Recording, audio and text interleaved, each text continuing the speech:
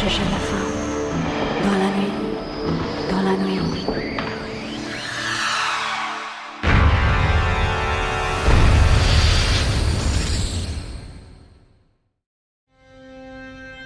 Estás escuchando Legión Oculta. ¿Cómo están, queridos amigos? Bienvenidos a una nueva edición del podcast Legión Oculta.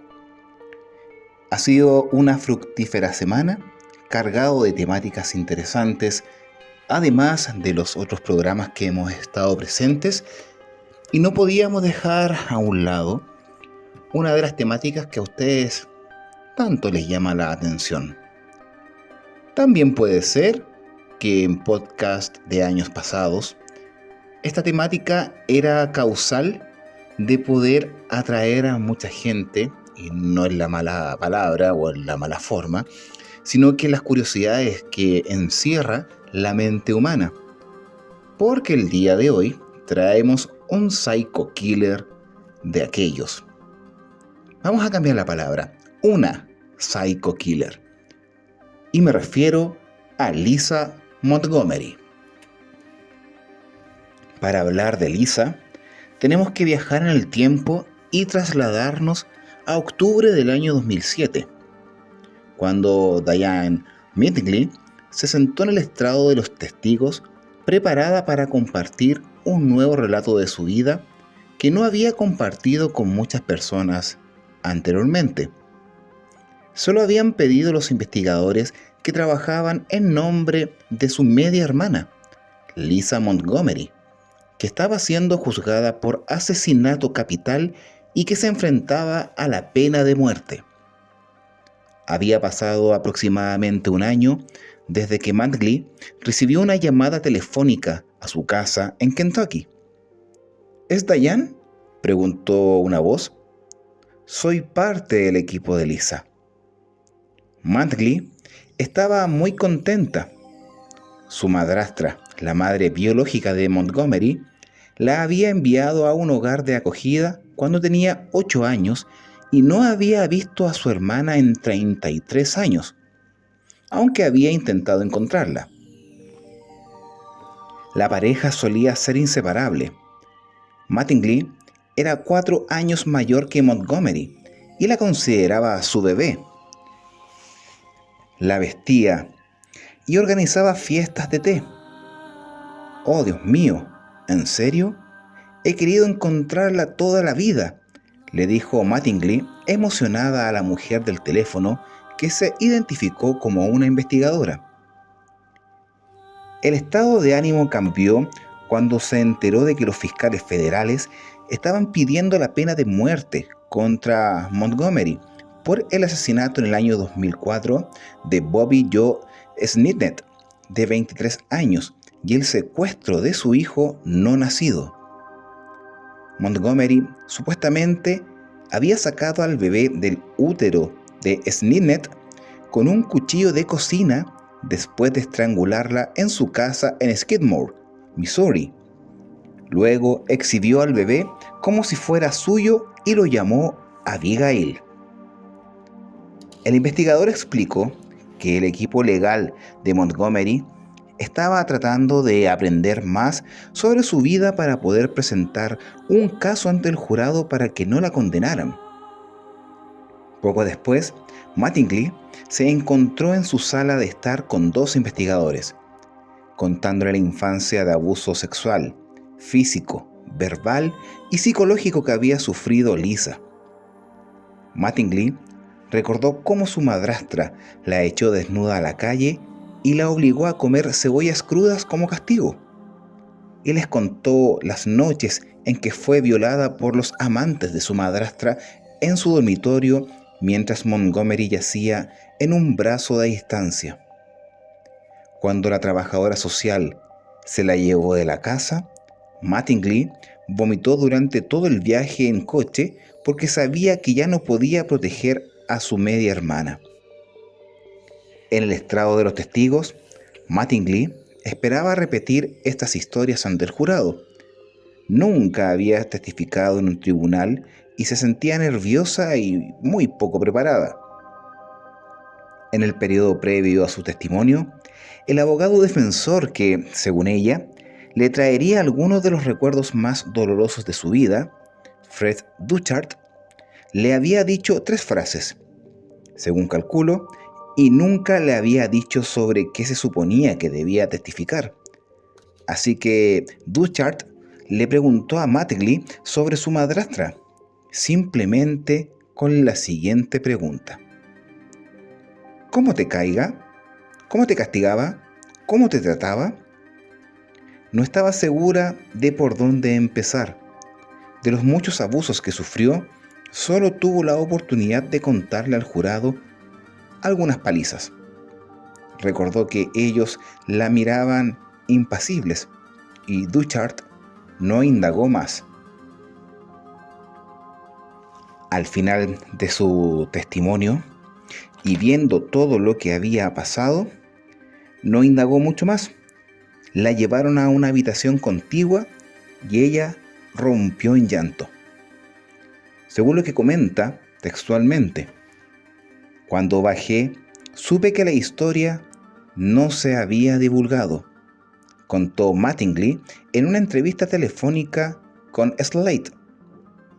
También menciona que estaba enojada conmigo mismo, porque pensé que era culpa mía no haberlo hecho antes. No sabía qué hacer. Ahora que miro hacia atrás, estoy enojada con ellos por haberle fallado, refiriéndose a los abogados litigantes de Montgomery. Un día después, Mattingly miró su computadora y soltó un grito cuando vio que el jurado había recomendado que su hermana fuera sentenciada a muerte. El gobierno de Donald Trump planea ejecutar a Montgomery el 12 de enero, a menos que haya intervenciones de último momento del presidente Trump o de los tribunales. Si la ejecución sigue adelante, será la primera mujer ejecutada en el gobierno federal en 67 años. También estaría entre las primeras personas ejecutadas por un presidente saliente en más de un siglo.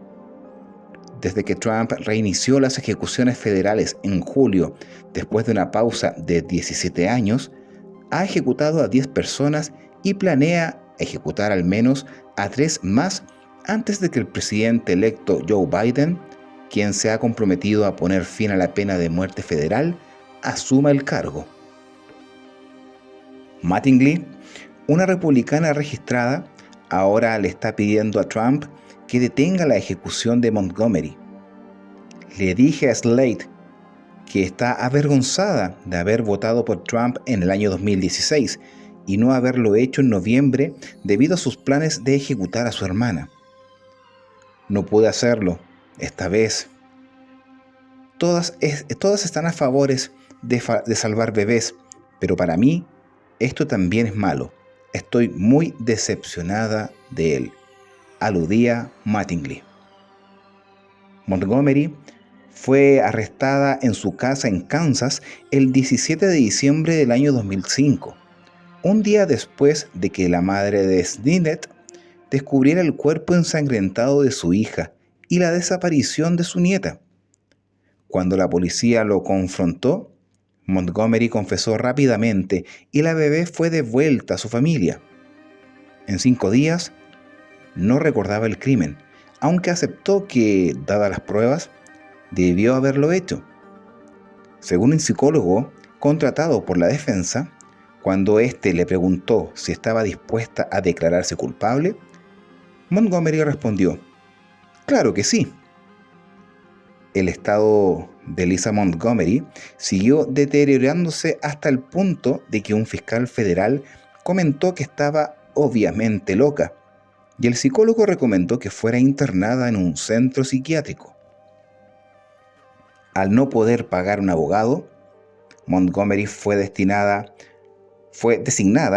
Judy Clark, una abogada de California especializada en casos de penas de muerte que involucran a personas con enfermedades mentales graves que habían cometido crímenes particularmente atroces. El objetivo de Clark no era absolver a Montgomery del asesinato de Snitnet, sino hacer que el jurado comprendiera las décadas de abuso que la había llevado a cometer tal hecho.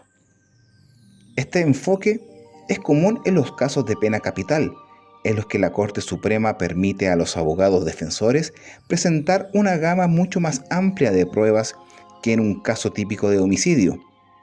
Cualquier factor atenuante que pudiera llevar al jurado a recomendar una sentencia de cadena perpetua en lugar de la ejecución, pero lamentablemente esa estrategia pronto fue descarrilada por David Owen, un defensor público federal de alto rango en Missouri, que había sido designado para dirigir el equipo legal de Montgomery, aunque nunca había llevado un caso de pena capital. Owen controlaba el dinero y se negó a aprobar la financiación de recursos para ayudar a Clark a desenterrar información sobre la vida de Montgomery. Después de que Clark le informara de que esto era perjudicial para el caso, Owen fue a ver a la jueza y la acusó de ser abusiva más allá de lo razonable, y dijo que no trabajaría con ella, según los registros judiciales.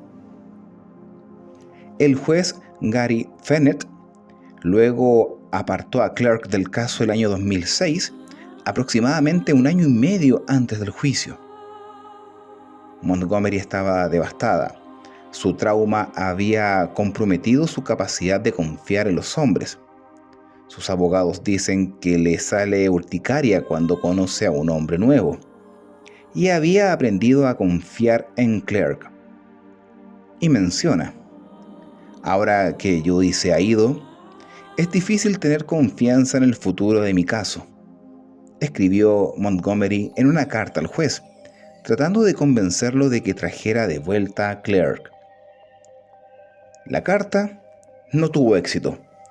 Fenner nombró al abogado de Kansas City, Fred Duchart, para reemplazar a Clark. Duchart también era conocido por su desempeño en la sala del tribunal, pero por una razón diferente.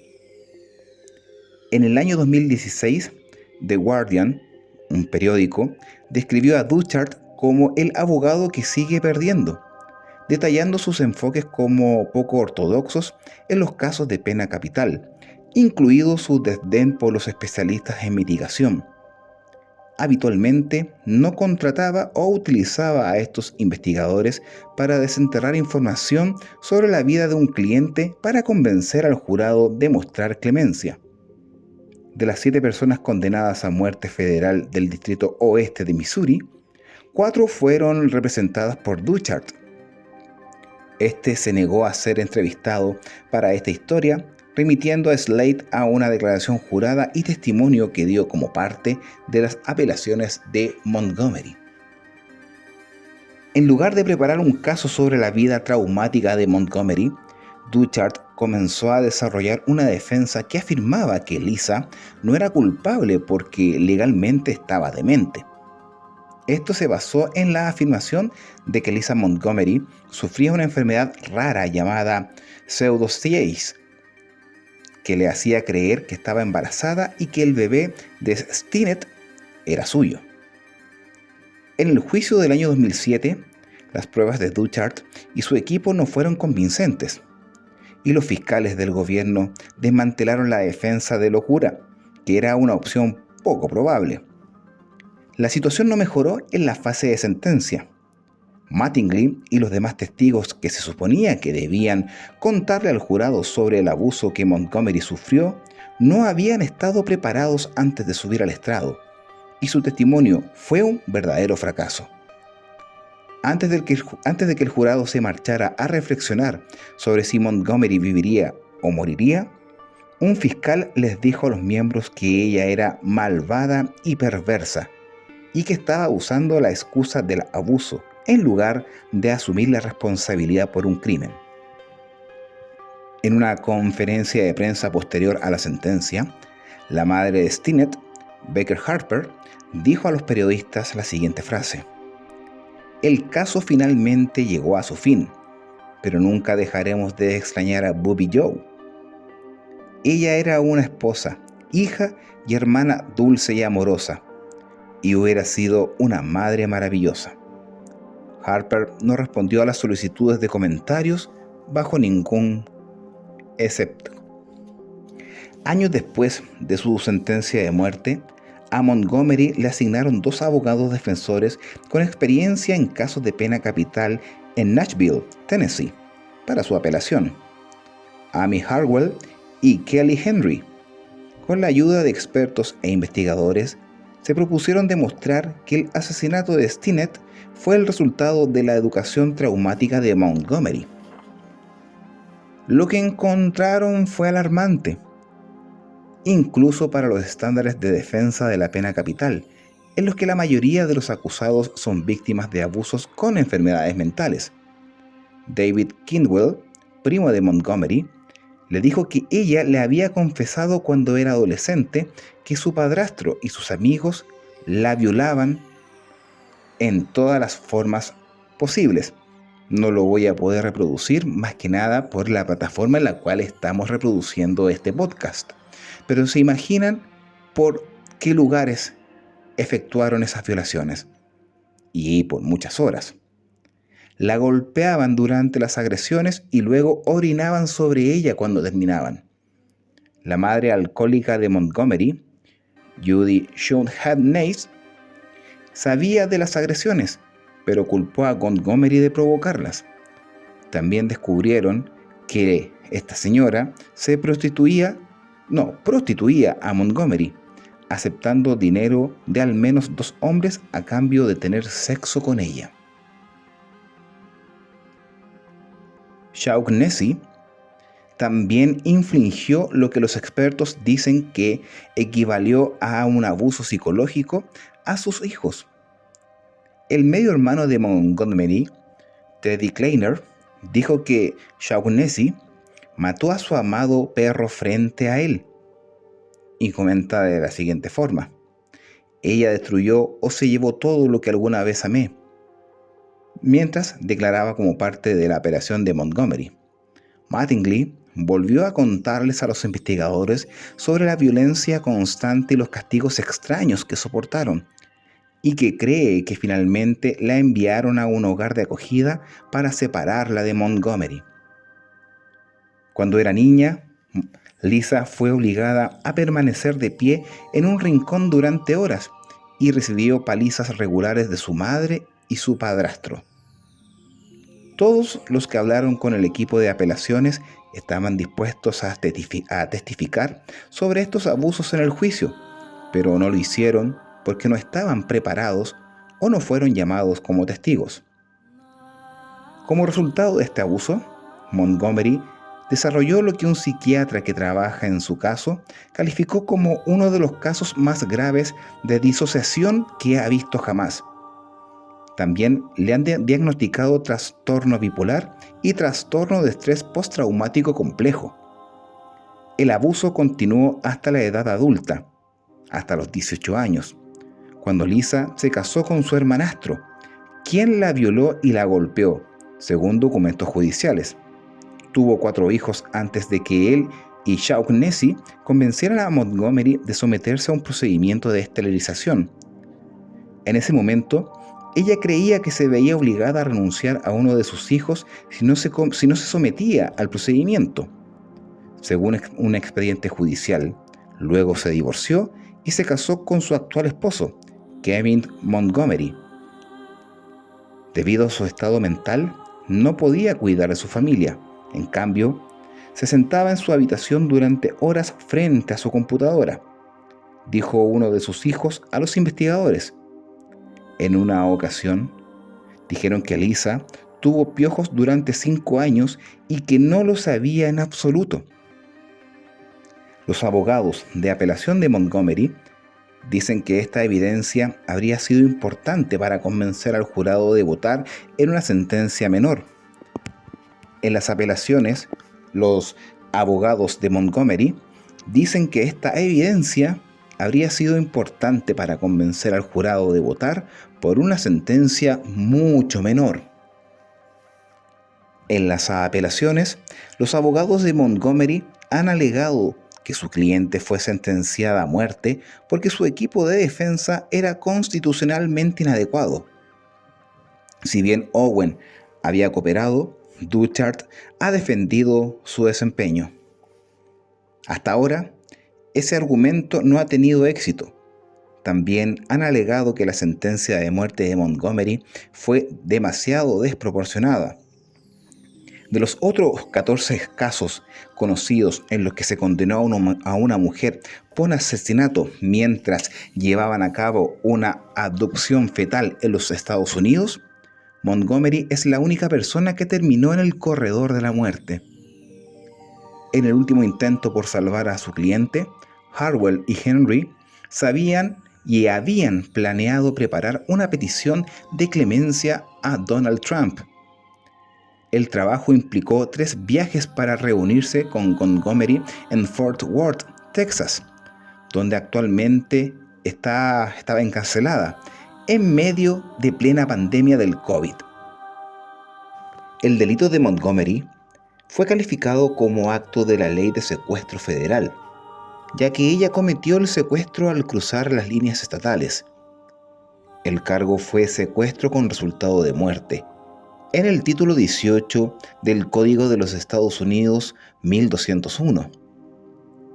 El fiscal federal Todd Graves declaró que la jurisdicción federal se establece cuando una persona muere como resultado de un secuestro.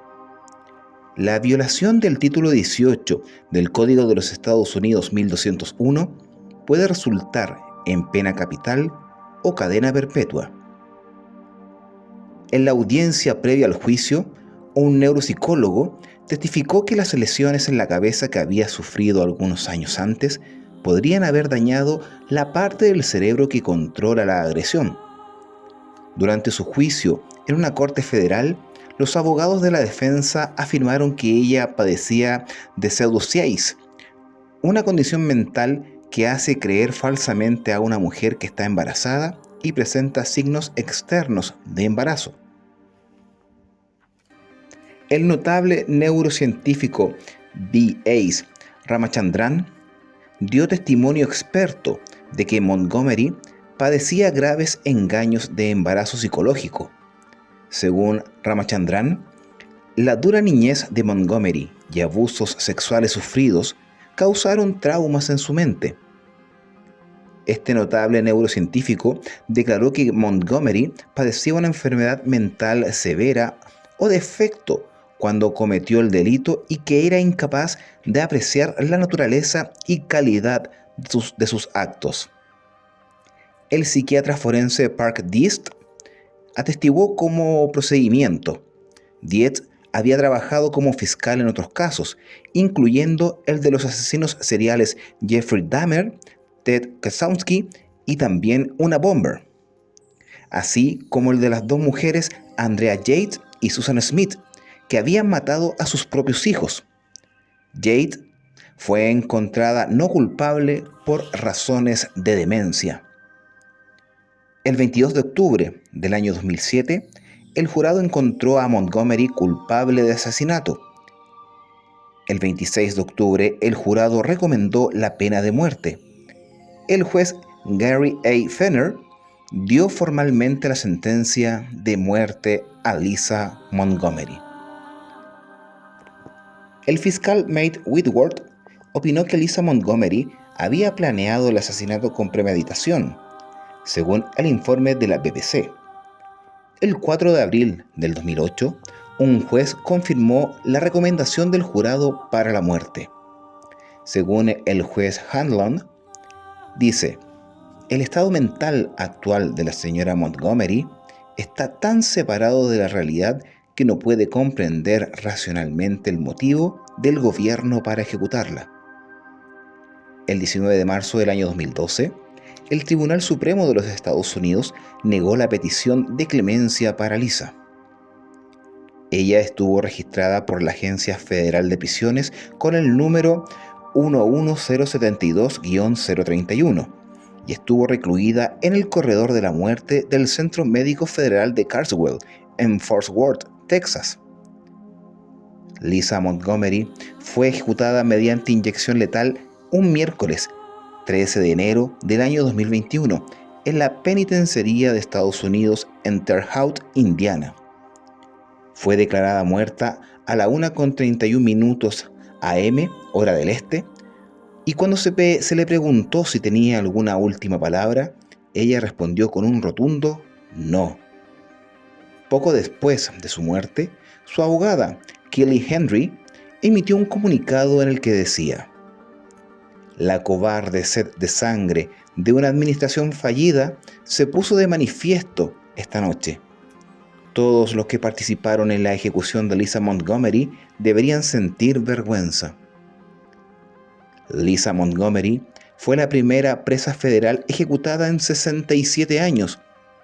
Solo otras 3 mujeres han sido ejecutadas por el gobierno federal de los Estados Unidos: Mary Surratt en la horca en 1865, Ethel Rosenberg en la silla eléctrica en 1953 y Bonnie Emily Heady en la cámara de gas también en 1953.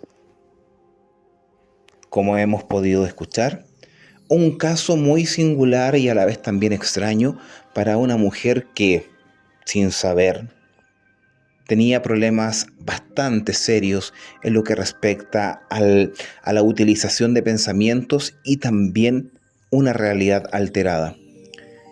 Los detalles fueron entregados de su comportamiento, lo que tuvo que pasar en su niñez al ser abusada de gran manera, que si nosotros lo pensamos de manera lógica, pudo posibilitar el actuar a posterior. Lamentablemente fue condenada a la inyección letal y falleció, como lo acababa de mencionar, exactamente a la 1:31 horas del día 13 de enero del año 2021. Y con eso, queridos amigos, nos comenzamos a despedir de este episodio de esta Psycho Killer que hemos traído en esta oportunidad. Espero que haya sido de su gusto y a la vez también agradecer su preferencia en todas nuestras plataformas.